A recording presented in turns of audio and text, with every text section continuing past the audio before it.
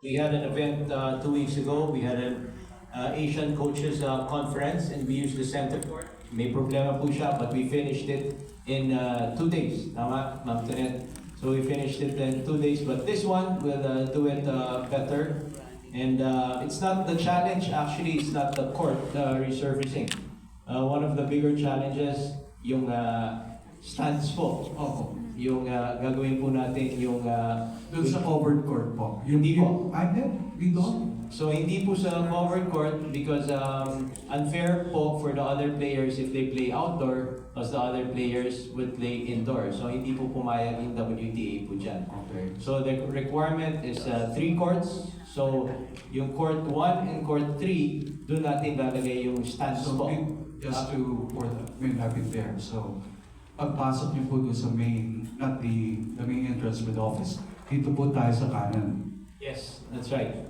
Tapos yung court 1, tatayuan natin ang stands po yun at court 3. Yung center court, in court 2. So we'll be using also court 4 and court 6.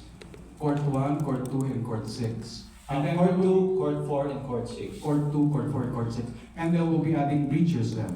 Yes.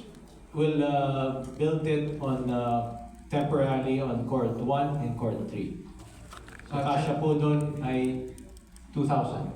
Of course, you are the administrator, of course, of the facility, Chairman.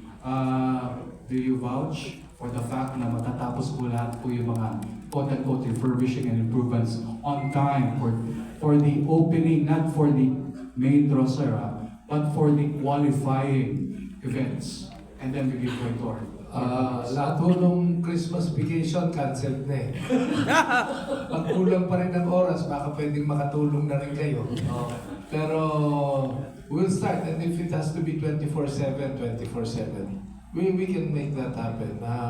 Sabi ko nga, alam mo, a good example is why you've seen what we did in field sports. Yes, sir. In futsal. Futsal, yes. It's a world-class facility. We did that in less than 60 days. Bigger. So this one, we can do it. It's tight, honestly, it's tight.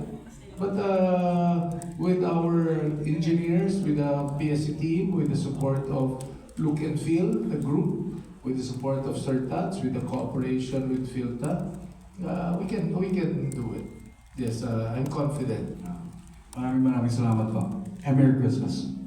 Thanks, Bong. Let's pray that it doesn't rain because our courts need to be renovated. And thank you again to Chesa for releasing the funding for our renovation. Maraming salamat po. Yes? Good morning. Actually, good afternoon. Now, affiliation, please. Lito Reda po, from Abante. Gentlemen, in case that Alex missed the event, he moves on to the singles and doubles of the Australian Open. What are the other means or ways that our hosting will be noticed by the entire world? Kasi parang na to, pre-SEA Games showdown to ng pre-Asian Games tournament eh. Ano yung mga maipapakita natin sa buong mundo na next time pupunta na sila dito sa Pilipinas? Well, like we said earlier, the deadline for registration is on December 28. But I can tell you now, as of now, there are about at least 40 players that have already signed up, and their rankings, we're just not at liberty to give out the names yet until after the deadline. So after the deadline of December 28, then we will be at liberty to release who are the players who have signed up for the tournament. So there are many players who are ranked. Alex is the highest so far, but we also have a player who's ranked 53, 56, 60, 74, 90, up to the low 100s. So in this level, it's still super high, and we are 100% sure that all the kids that are so enthusiastic now about tennis will come. And since we announced the tournaments, we have so many people asking us like how to buy tickets, like where to watch. So we're quite confident that the level of tennis that you're going to see is going to be very high, and it will be very attractive. Jerry? Yeah, I'd like to add also, aside from those 40 players, they're from 18 different countries. Yeah. So Canada, Mexico, Egypt, Belgium, China, Thailand, Serbia, Russia, Belarus, US, Spain, Japan, Great Britain, Bulgaria, Italy, France, and Indonesia. And to add to that, this WTA 125 is very important. If we don't host this now, then next year, if we host WTA 125, most likely there are more chances that Alex wouldn't play because she'll be in a higher ranking.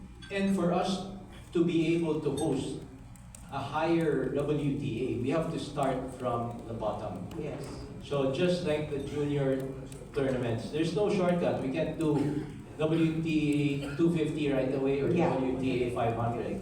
So we have to start here. And if we do well, and if they notice that we can host, then they give us an extension of the franchise and upgrade that franchise. So this is very important. And as we've seen with a number of interested players, we can say that partly we're really successful. That, it's still a few weeks away, December 28th. Ang dami na pong sign up. So we ask for your kind support to the media because you're really going to be helping us also to promote this event. And on our end naman, we're doing our best to, given the time constraint, to be able to produce a world-class hosting. But as John Ray said, yung unang pasok ka sa WTA, it's 1 to 5 level. And then after that, we get a rating, a review from the WTA, and they see whether they feel they can promote us to be able to host a WTA 250. So I think you've already heard our previous announcement, John Ray, that we are building a tennis facility in the new Clark City, and we're aiming to really also produce there a world-class tennis center with 10 hectares of property with our agreement. Chairman, yeah, Chairman can talk to us more about that. Yeah.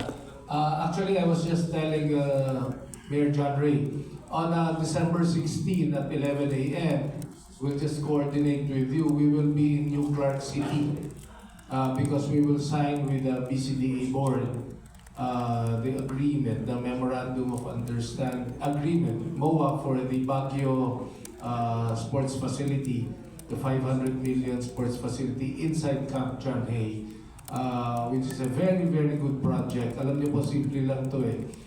Lupa ni BCDA, pondo ng PSC at ng mga kung sinong corporate sponsors na gusto pumasok, tapos sharing sa kita. Very simple, PPP, that is how it should be. And we will discuss that in detail on December 16 at 11 a.m. at the New Clark City. But also very exciting is the signing of the MOU because New Clark City, the facility of swimming and the facility of track and field will now be quote-unquote endorsed to the Philippine Sports Commission for the use of PATAFA and the Philippine Aquatics, PAI. Pwede nang gumamit ang national team, pwede nang gumamit ang mga atleta sa New Clark City because meron na tayong kasunduan with BCDA. So, meron din hong 10 hektarya si Philippine Sports Commission doon, katabi po ng 10 hektarya ng PhilTA. You can just imagine what we can do with 20 hectares because for your guidance, Rizal is just 10 hectares and PhilSports is just 9 hectares. So this is double, parang PhilSports and Rizal combined in New Clark City, and we can have the world-class facilities there moving forward. So this is really very, very good for Philippine sports, mga kasama.